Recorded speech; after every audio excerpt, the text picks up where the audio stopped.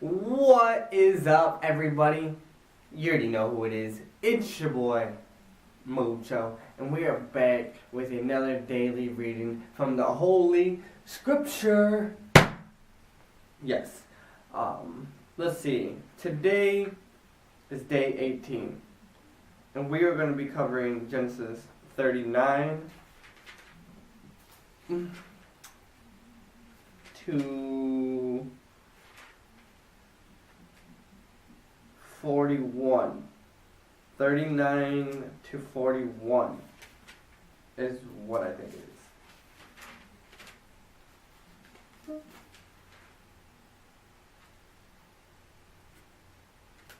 Oh. Yeah, 41. Let's go to 41. Alright. Let us begin today's spectacular reading. Joseph, the Egyptian ruler. While Judah has been dealing with his various personal problems, his younger brother Joseph has been making the best one disastrous situations after another.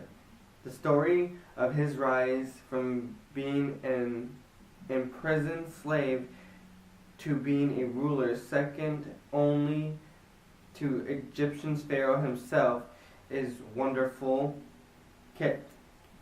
Is wonderful captivity. Equally fascinating is the account of how Joseph ultimately brings his father and brothers to live in Egypt, a move which Joseph sees as a clear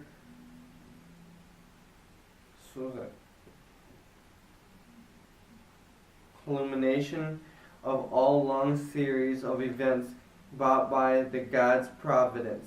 The narrative begins when Joseph is first sold as a slave to an Egyptian military leader. Potiphar promotes Joseph. Now Joseph has been taken down to Egypt. Potiphar, an Egyptian who was one of the Pharaoh's officials, the captain of the guard, brought him from the Ishmaelites who had taken him there. The Lord was with Joseph, so that he prospered and he lived in the house of the Egyptian master. When his master saw that the Lord was with him and the Lord had gave him success in everything he did, Joseph found favor in his eyes and became his attendant. Potiphar put him in charge of his household, and he entrusted to his care everything that he owed. From the time he put him in charge of his household and all of that he owned, the Lord blessed the household of the Egyptian because of Joseph. The blessing of the Lord was on every Potiphar had, both in the house and in the field. So Potiphar left everything he had in Joseph's care. With Joseph in charge, he did not concern himself with anything except the food he ate. Joseph refuses advances. Now Joseph was well built and had some excuse me. Now Joseph was well built and handsome, and after a while his master's wife took notice of Joseph and said, "Come to bed with me." But he refused.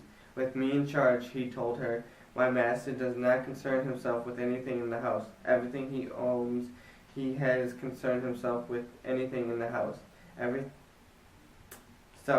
He entrusted to my care.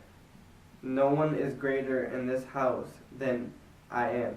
My master has withheld nothing from me except you, because you are his wife. How then could I do such a wicked thing and sin against God?" And she spoke through Joseph day after day. He refused to go to bed with her or even be with her. Joseph falsely accused. One day he went to the house to attend his duties, and none of his household servants was inside. She caught him by his cloak and said, "Come to bed with me." But he left his cloak in her hand and ran out of the house.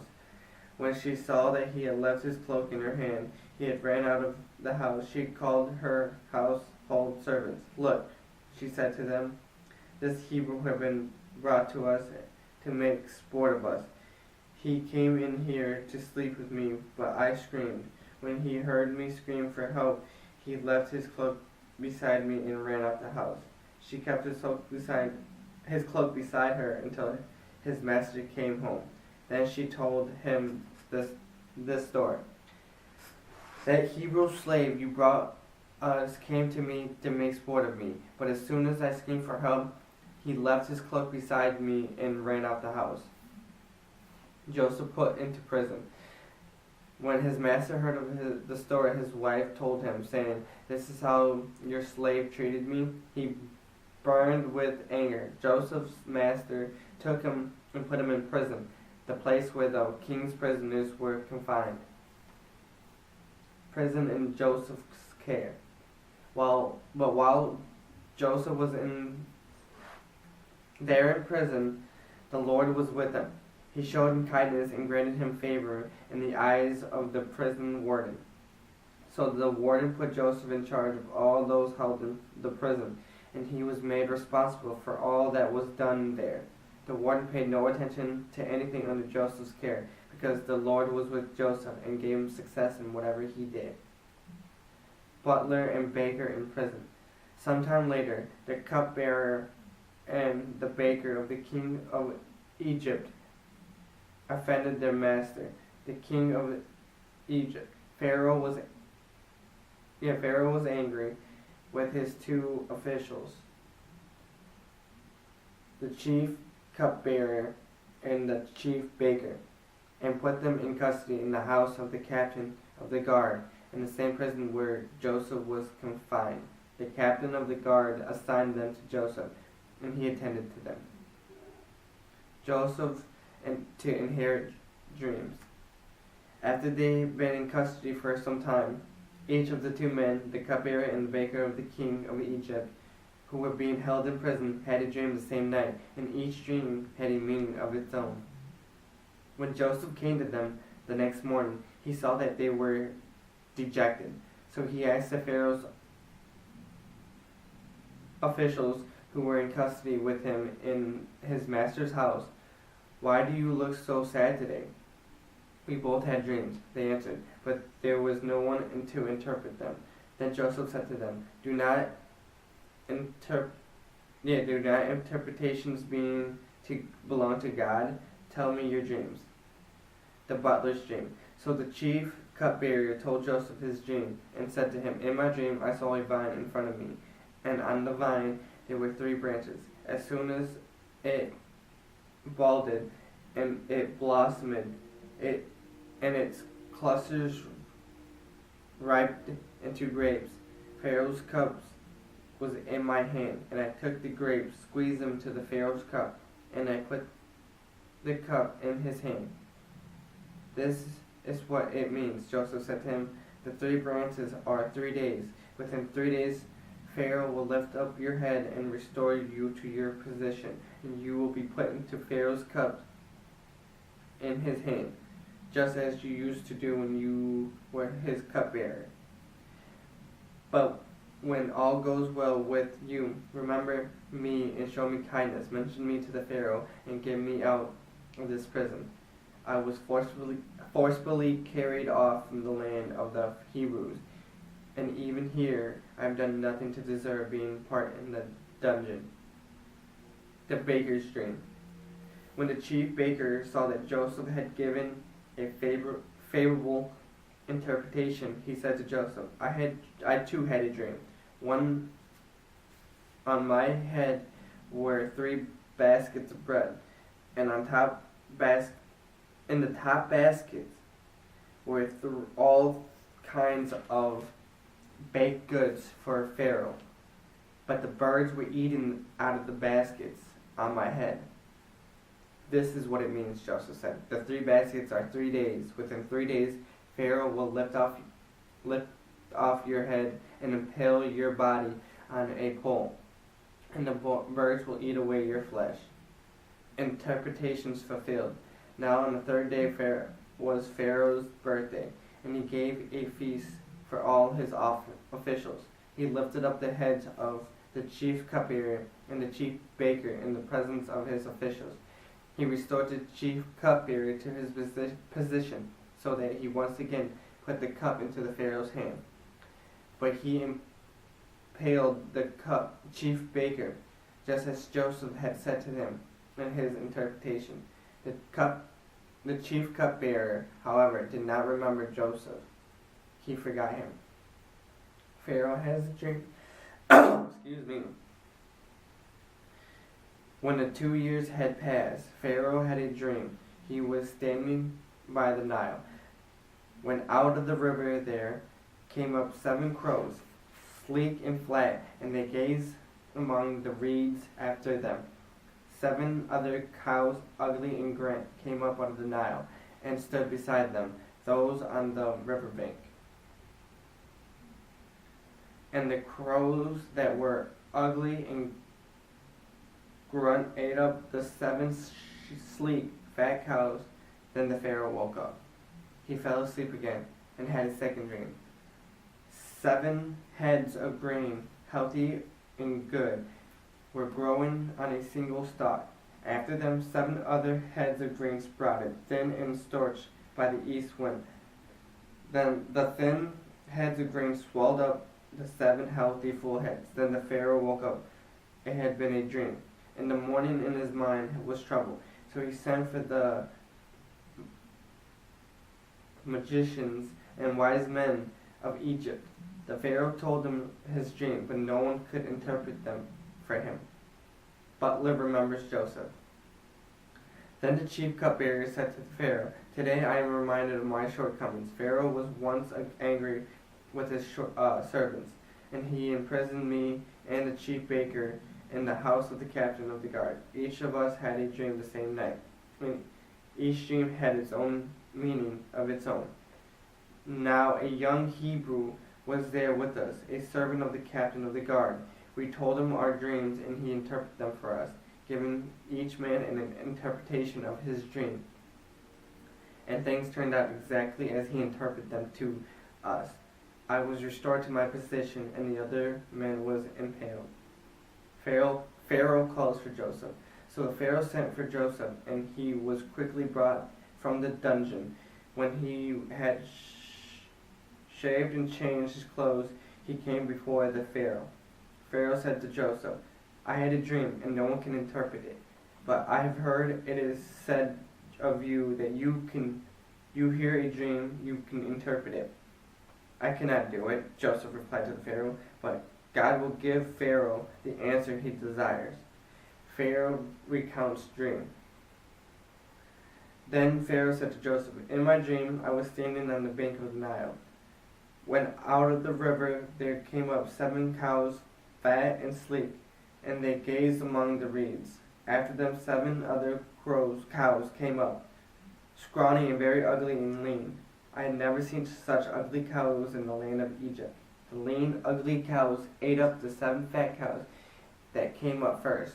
But even after they ate them, no one could tell them they had done so. They looked just as ugly as before. Then I woke up. In my dream I saw 7 heads of grain, full and good, growing on a single stalk. After them 7 other heads sprouted, withered and thin and scorched by the east wind. The thin heads of grain swallowed up the 7 good heads. I told this to the magicians, and none of them could explain it to me." Plenty of phantom and forecast. Then Joseph said to the Pharaoh, "The dreams of the Pharaoh are one and the same. God has revealed to the Pharaoh what he is about to do. The 7 good cows are 7 years, and the 7 good heads of grain are 7 years. It is one of the same dream. The 7 lean, ugly cows that came up afterwards are 7 years, and so are the 7 worthless heads of grain scorched by the east wind. They are 7 years of famine." This is just as I said to the Pharaoh. God has shown Pharaoh what he is about to do. 7 years of great abundance are coming throughout the land of Egypt, but 7 years of famine will follow. Then all the abundance in Egypt will be forgotten, and the famine will avenge the land. The abundance in the land will not be remembered, because of the famine that follows it will be so severe. The reason the dream was given to the Pharaoh in two forms is that the matter has been firmly decided by God, and God will do it so soon.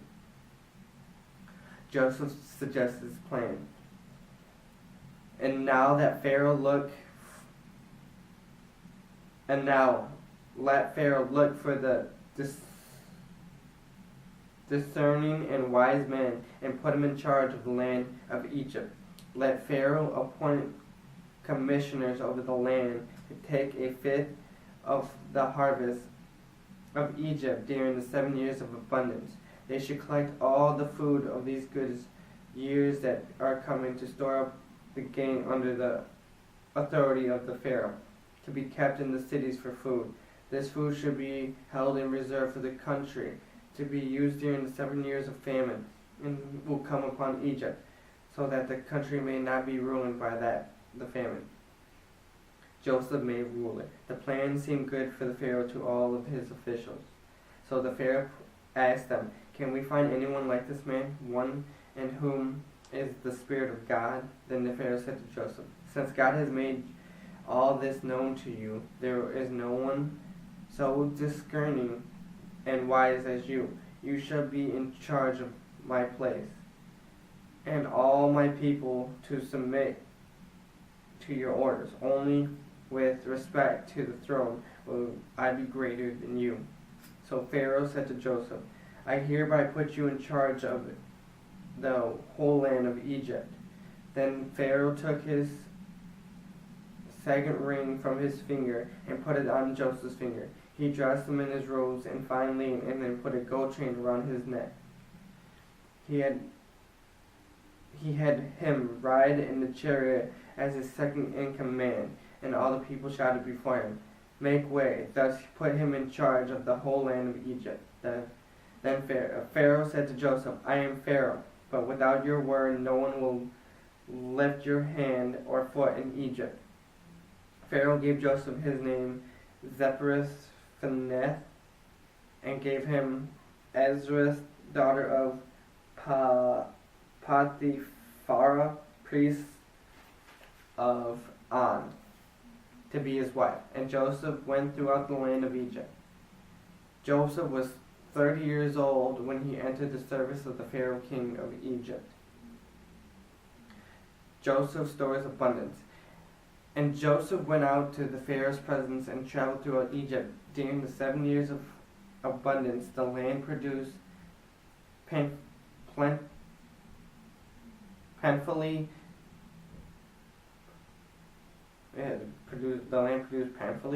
Joseph collected all the food produced in the 7 years of abundance in Egypt and stored it in the cities. In each city he put the food grown in the fields surrounding it. Joseph stored up huge quantities of grain, like the sand of the sea. It was so much that he stopped keeping records because it was beyond measure. Messiah and Messasa and Ephraim born. Before the years of famine came, 2 sons were born to Joseph by Asenath, daughter of Plephanera, priest of On. Joseph named his firstborn Messasa and said, "Because of God has made me forget all my trouble in my father's household." The second son he named Ephraim and said, "It's because the God has made me fruitful in this land of my suffering." Grain slaves from famine. The 7 years of abundance in Egypt came to an end, and the 7 years of famine began. Just as Joseph had said, there was famine all over the land, but in the whole land of Egypt there was food. When all of Egypt began to feel the famine, the people cried to the Pharaoh for food. Then the Pharaoh told the Egyptians, "Go to Joseph and do what he tells you." When the famine spread all over the country, Joseph opened all the storehouses and sold grain to the Egyptians, for the famine was severe throughout Egypt. And all the world came to Egypt to buy grain from Joseph, because the famine was so severe everywhere. Israel sends sons to Egypt. When Jacob learned that there was grain in Egypt, he said to his sons, "Why do you just keep looking at each other?" he continued, "I have heard that there is grain in Egypt. Go down there and buy some for us, so that we may live and not die." Then 10 of Joseph's brothers went down to buy grain from Egypt, but Jacob did not send Benjamin, Joseph's brother, with the others, because he was afraid that harm might come to him. So Israel's sons were among those who went to buy grain, for there was famine in the land of Canaan also. And that, ladies and gentlemen, was today's reading. I hope you guys enjoyed that, because I did. Let's do a quick reflection. So from what I see is Joseph has been, he was sold yesterday. He was sold off to some people. Now, he was bought. He was working for his master, and his master trusted him so well because, he saw God's blessings upon him. And so he trusted Joseph with everything he had. And, Joseph got big, got handsome, and his master's wife noticed and tried to get with him. She tried to get him to smash on her, have sex with her. But Joseph wasn't having it, because he said it's a sin, it's a great sin against his master and God himself. And he kept denying her and denying her. And then eventually she saw that he was out with his robe, or I want to say his robe or something. He had a piece of cloth on him. And she tried to get him to sleep with her. And he said no. And he accidentally left his cloth at the house. And so, she got mad that he took off on her, so she lied and said that he tried to sleep with her and told his master that, and his master had him in prison. So now that he's in prison, he met two of Pharaoh's officials. A cupbearer, and the other one was the baker. He met them, and they had dreams in prison. Joseph was trusted in prison too. The prison warden trusted Joseph so much that he didn't watch over Joseph, that he trusted him to watch over everybody else. So that's how much Joseph was trusted, because he saw that he was blessed by God. And then he met two of the Pharaoh's officials, and they had dreams, and they had no one that could explain them their dreams. But Joseph was like, if you remember me, I'll tell you these dreams. Get me out of this prison. And they're like, all right, bet. So he tells them their dreams. One dies, the other one lives. And then, they get out. The two of the officers get out, one dies, one lives. And then the Pharaoh has a dream that he can't explain. And he's trying to get people to explain it to him, and he can't find him. And then one of the officials was like, I remember Joseph from when I was in prison. He explained me my dream. And so they brought Joseph out to him. He explained the dreams to the Pharaoh about famine and shit. And like 7 good years, and you're going to have 7 bad years right after that due to famine. And then after that, everything that Joseph said came true. And because of that, God blessed him, and he became Pharaoh. And now his brothers are traveling to the land of Egypt where he is to get grain. All that food that he saved up. So yeah, it's crazy. Great read. Imagine getting to be king. Yeah, well, that was today's reading. I really enjoyed that. I hope you did. If you could, go down and hit subscribe. Need 1,000 subscribers. Really do appreciate it. Yeah, so I'm done. You already know who it is. It's your boy, Mocho, and it's time for me to skedaddle on out of here. Peace.